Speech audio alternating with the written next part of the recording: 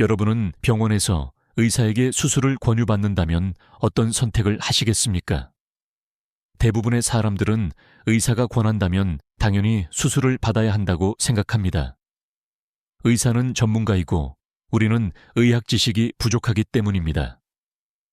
그래서 수술 권유를 받는 순간 선택의 문제라기보다는 따라야 하는 결정으로 받아들이는 경우가 많습니다. 그런데 오늘 소개해드릴 책, 의사는 수술받지 않는다. 는 우리에게 매우 흥미로운 질문을 던집니다.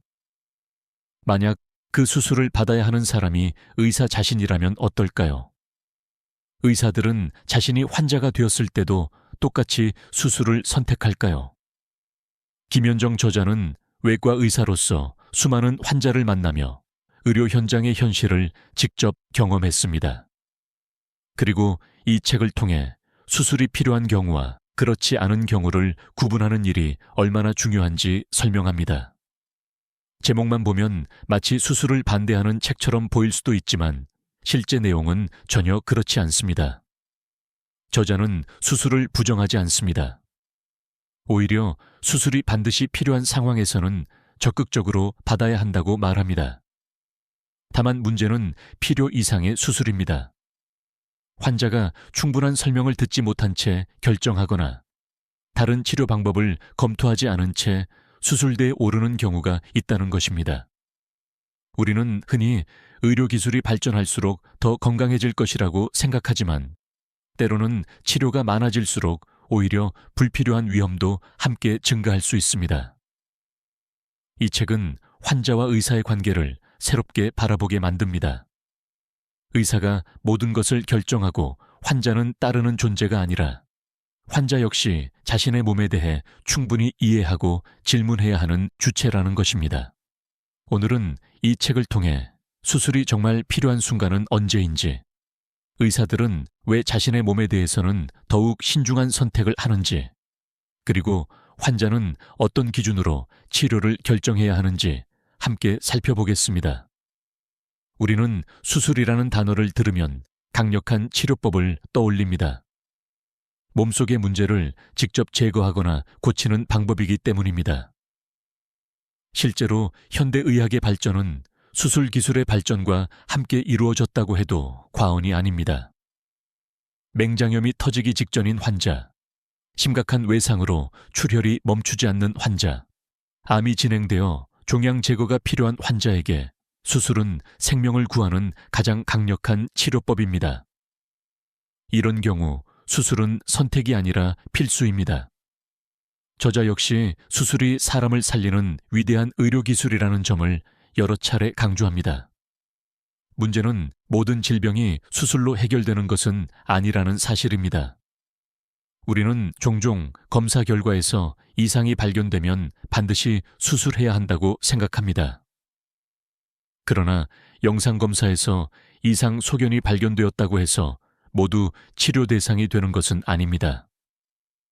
특히 나이가 들면서 발견되는 다양한 변화 가운데 상당수는 자연스러운 노화 과정일 수도 있습니다. 예를 들어 허리 디스크나 무릎 관절 문제를 생각해 볼 수 있습니다. 검사 결과만 보면 심각해 보일 수 있지만 실제 증상은 경미한 경우도 있습니다. 반대로 검사 결과는 크지 않아 보여도 환자가 극심한 통증을 겪는 경우도 있습니다. 저자는 치료의 대상은 검사 결과가 아니라 환자 자신이라고 설명합니다. 숫자와 사진만 보고 결정하는 것이 아니라 환자가 실제로 어떤 불편을 겪고 있는지를 먼저 살펴야 한다는 것입니다. 여기서 중요한 개념이 응급수술과 선택수술입니다. 응급수술은 시간이 지체되면 생명이 위험해질 수 있는 상황에서 시행됩니다. 맹장 파열, 장폐색, 대동맥 파열, 심각한 외상 등이 대표적입니다. 이런 경우에는 빠른 수술이 가장 좋은 치료입니다. 반면 선택수술은 상대적으로 시간을 두고 결정할 수 있습니다. 무릎 인공관절 수술, 척추 수술, 일부 담낭 수술, 다양한 양성종양, 제거 수술 등이 여기에 포함됩니다. 선택수술은 이름 그대로 선택이 가능합니다. 반드시 오늘 결정할 필요도 없고 다른 의사의 의견을 들어볼 수도 있으며 약물 치료나 운동 치료 같은 대안을 검토할 수도 있습니다. 그런데 많은 환자들은 선택 수술조차 응급수술처럼 받아들입니다. 의사가 수술을 권하면 곧바로 날짜를 잡고 진행하는 경우가 적지 않습니다.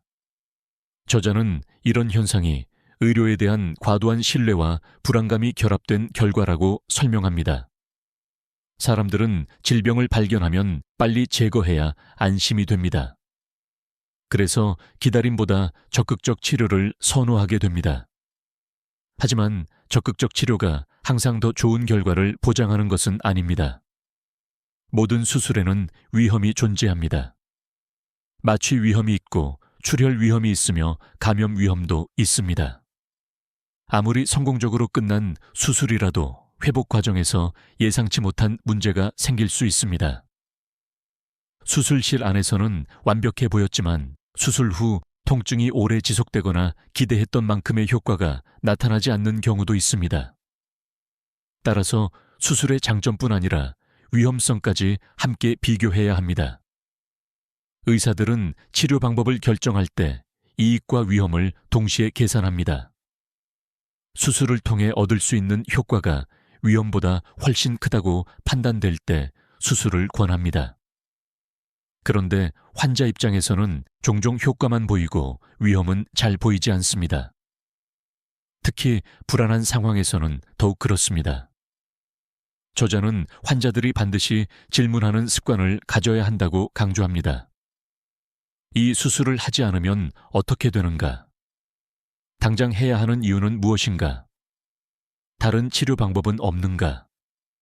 기다려보면서 경과를 관찰할 수는 없는가? 성공 확률과 합병증 발생 가능성은 어느 정도인가? 이런 질문들은 의사를 의심하기 위한 것이 아닙니다. 자신의 몸에 대한 결정을 더 현명하게 내리기 위한 과정입니다. 좋은 의사는 질문을 불편하게 여기지 않습니다. 오히려 충분히 설명하고 환자가 이해한 뒤 결정하도록 돕습니다. 결국 저자가 말하는 핵심은 매우 단순합니다. 수술은 훌륭한 치료법이지만 만능 해결책은 아니라는 것입니다. 그리고 환자는 수술 여부를 결정하기 전에 충분한 정보를 얻고 스스로 납득할 수 있어야 합니다. 수술을 서두르는 것보다 중요한 것은 왜 수술이 필요한지 정확히 이해하는 일입니다. 이것이 이 책이 첫 번째로 전하는 중요한 메시지입니다. 앞서 우리는 수술이 반드시 필요한 경우와 그렇지 않은 경우를 구분하는 일이 얼마나 중요한지 살펴보았습니다. 그렇다면 여기서 자연스럽게 한 가지 궁금증이 생깁니다. 수많은 수술을 직접 집도하는 의사들은 자신이 환자가 되었을 때 어떤 선택을 할까요? 많은 사람들은 의사라면 누구보다 수술을 신뢰할 것이라고 생각합니다.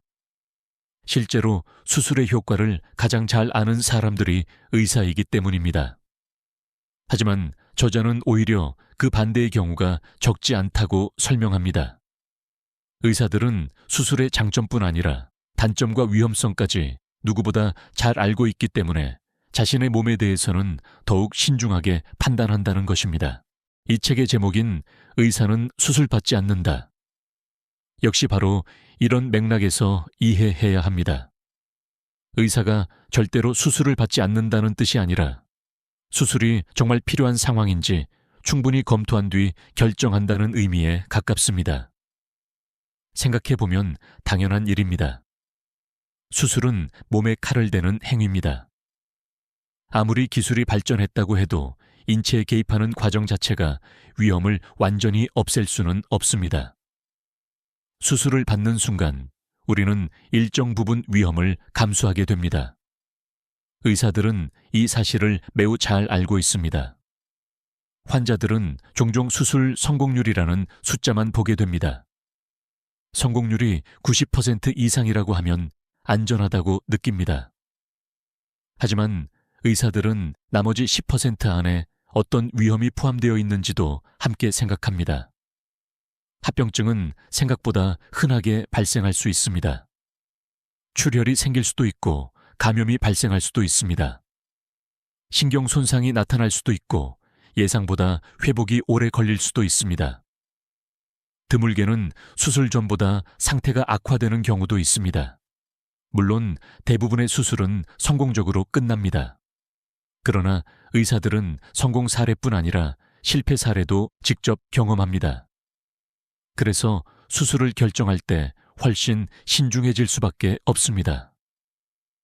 저자는 의료 현장에서 자주 발생하는 또 다른 문제를 이야기합니다. 바로 과잉 진료와 과잉 수술입니다.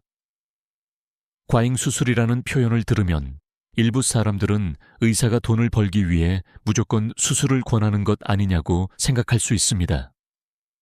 그러나 저자는 문제를 그렇게 단순하게 보지 않습니다.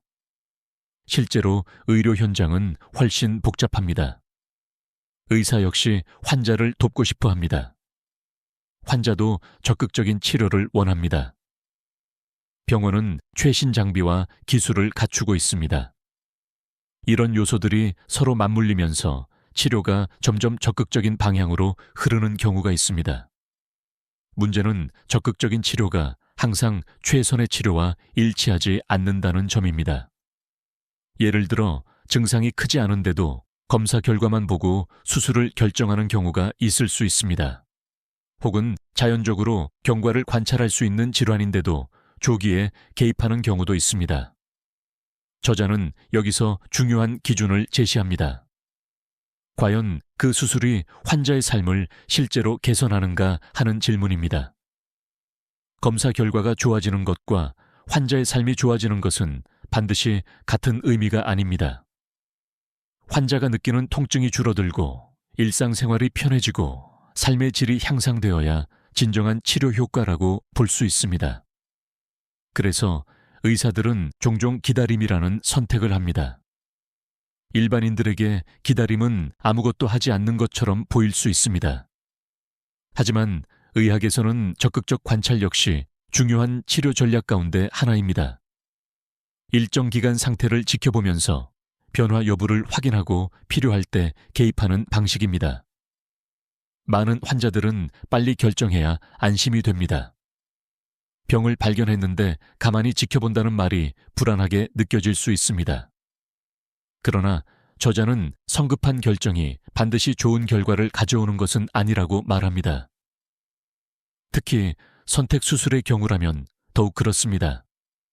의사들이 자신의 몸에 대해 신중한 이유 가운데 또 하나는 의료 정보의 불확실성을 잘 알기 때문입니다. 우리는 흔히 의학을 정답이 존재하는 학문이라고 생각합니다. 하지만 실제 의료 현장에서는 여러 선택지 가운데 가장 적절한 방법을 찾는 과정이 많습니다.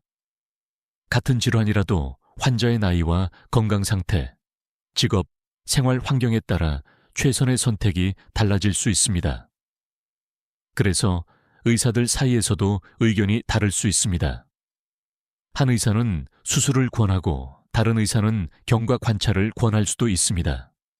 이것은 누군가 틀렸다는 의미가 아닙니다. 의학적 판단에는 다양한 요소가 작용하기 때문입니다. 바로 이런 이유 때문에 저자는 두 번째 의견의 중요성을 강조합니다. 두 번째 의견이란 다른 전문의에게 진료를 받아보는 것을 말합니다. 환자들은 종종 이를 의사에 대한 불신으로 오해합니다. 하지만 선진 의료 환경에서는 매우 일반적인 과정입니다.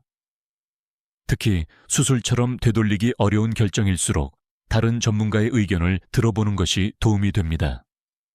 만약 두 명의 의사가 같은 의견을 제시한다면 환자는 더욱 확신을 가질 수 있습니다. 반대로 의견이 다르다면 왜 다른지 비교해 볼 수 있습니다. 이 과정 자체가 더 좋은 선택으로 이어질 가능성을 높여줍니다. 저자는 환자가 의료의 수동적인 대상이 되어서는 안 된다고 말합니다. 예전에는 의사가 말하면 환자는 따르는 문화가 강했습니다. 하지만 오늘날 의료는 점점 환자 중심으로 변화하고 있습니다. 환자는 자신의 질병을 이해할 권리가 있으며 치료 방법을 선택할 권리도 가지고 있습니다. 질문할 권리가 있고 설명을 들을 권리가 있으며 충분히 고민할 권리도 있습니다. 좋은 의사는 환자의 질문을 환영합니다. 그리고 좋은 환자는 자신의 건강 문제를 의사에게 모두 맡기지 않습니다. 의사와 환자가 함께 정보를 공유하고 함께 판단할 때 더 나은 결과가 만들어질 수 있습니다. 결국 저자가 말하는 핵심은 분명합니다. 의사들이 수술을 신중하게 생각하는 이유는 수술을 믿지 않기 때문이 아닙니다. 오히려 수술의 가치와 한계를 모두 알고 있기 때문입니다. 그래서 가장 좋은 선택은 무조건 수술하는 것도 아니고 무조건 거부하는 것도 아닙니다. 자신의 상황을 정확히 이해하고 충분한 정보를 얻은 뒤 가장 합리적인 결정을 내리는 것입니다. 그것이 의사들이 실제로 자신의 몸에 대해 취하는 태도이며 저자가 독자들에게 권하는 의료 선택의 원칙이기도 합니다.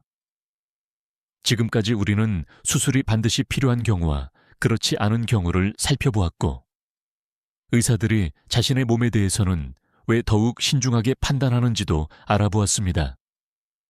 그렇다면 이제 가장 중요한 질문이 남습니다. 환자는 실제 상황에서 어떻게 현명한 결정을 내릴 수 있을까요? 많은 사람들은 의료 지식이 부족하기 때문에 전문가의 판단을 그대로 따르는 것이 최선이라고 생각합니다. 물론 의사의 전문성은 매우 중요합니다. 그러나 저자는 환자가 자신의 치료 과정에 적극적으로 참여해야 한다고 강조합니다. 좋은 치료는 의사의 지식과 환자의 이해가 함께할 때 완성되기 때문입니다. 병원에서 진단을 받으면 대부분의 사람들은 긴장하게 됩니다. 특히 수술 이야기가 나오면 더욱 그렇습니다. 불안한 마음 때문에 설명을 제대로 듣지 못하거나 중요한 질문을 놓치는 경우도 많습니다. 그래서 저자는 치료를 결정하기 전에 반드시 몇 가지 질문을 준비할 것을 권합니다. 첫 번째 질문은 정말 지금 수술이 필요한가입니다. 이 질문은 생각보다 중요합니다. 응급 상황이라면 당연히 즉시 치료해야 합니다. 그러나 선택 수술이라면 시간을 두고 판단할 수 있는 경우도 적지 않습니다. 며칠 또는 몇 주 정도 추가 검토가 가능한 상황인지 확인하는 것만으로도 훨씬 차분하게 결정을 내릴 수 있습니다. 두 번째 질문은 다른 치료 방법은 없는가입니다. 우리는 종종 수술과 비수술 치료를 경쟁 관계로 생각합니다. 하지만 실제로는 환자의 상태에 따라 적절히 선택해야 하는 여러 방법 가운데 하나일 뿐입니다. 약물 치료가 효과적일 수도 있고 운동치료나 재활치료가 도움이 될 수도 있습니다. 생활습관 개선만으로 증상이 호전되는 경우도 있습니다. 물론 결국 수술이 최선의 선택일 수 있습니다. 그러나 다른 가능성을 검토한 뒤 내린 결정과 그렇지 않은 결정은 큰 차이가 있습니다. 세 번째 질문은 기대할 수 있는 효과가 무엇인가입니다. 환자들은 종종 수술을 받으면 문제가 완전히 해결될 것이라고 기대합니다.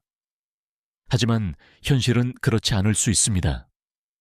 통증이 절반 정도 감소하는 것이 목표인 경우도 있고 병의 진행을 늦추는 것이 목표인 경우도 있습니다.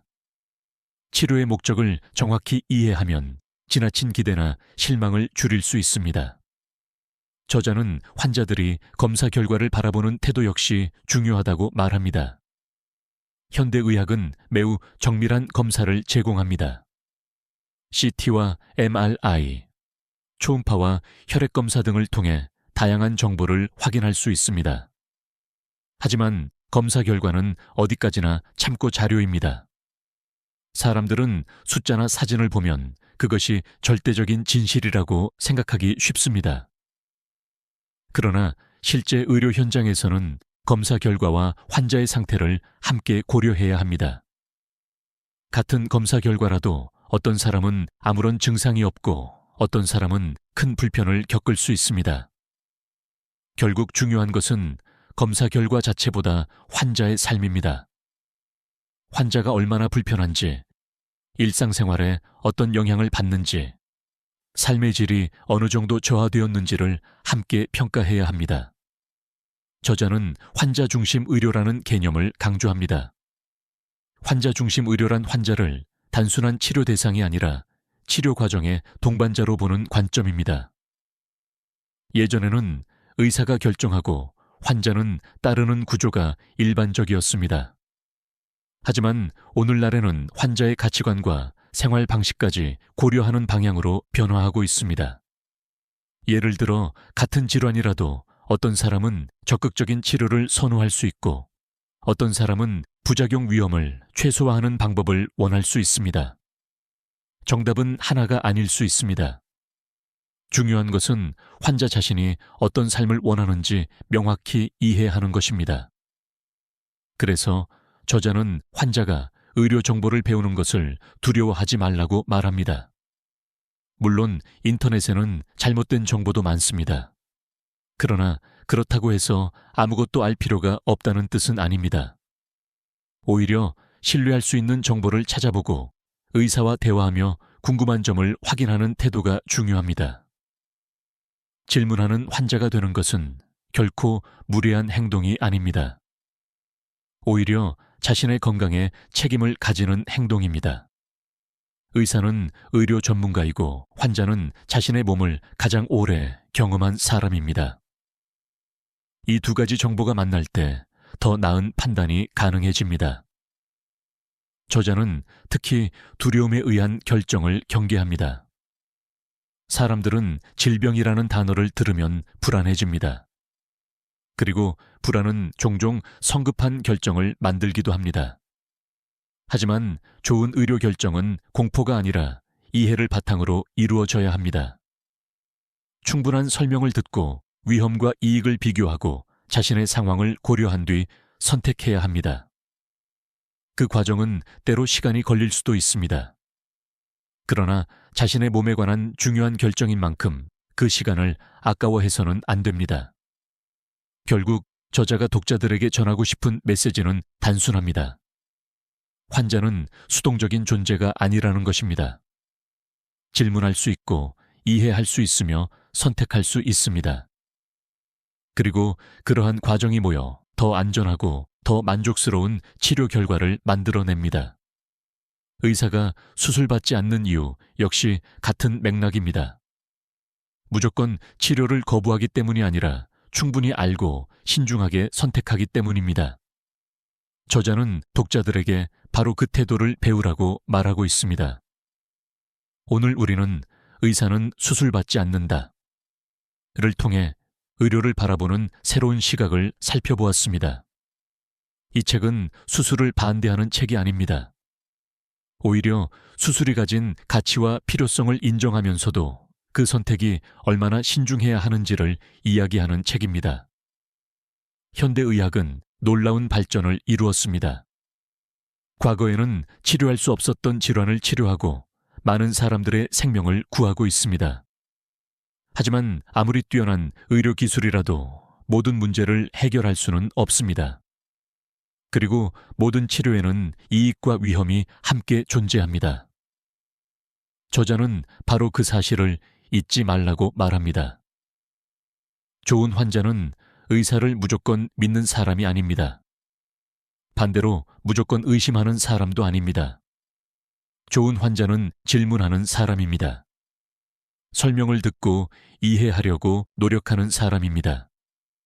그리고 자신의 몸에 관한 결정에 스스로 참여하는 사람입니다.